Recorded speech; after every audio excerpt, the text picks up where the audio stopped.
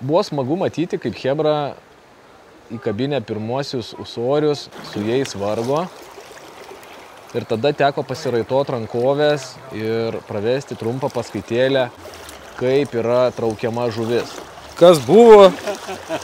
Viskas buvo gerai. Jisai buvo už tave gudresnis. Gudresnis, ja. Viskas liuks. Tai užkibdavo žuvų tų pakankamai didelių, ne viską pavykdavo išsitraukti, nes ruožai upės yra pakankamai sraunus ir tuose, kai užkabini didelę žuvį, tai labai sunku ištraukti ją, bet kartais pavykdavo, kartais atsikabindavo. Tai visokių patirčių buvo, ir gerų, ir nusivylimų buvo, bet all in all tai labai patiko. Pagaliau, Nemunai. Matėjai, dėdė Bronius kokį ūsą įpumpavo.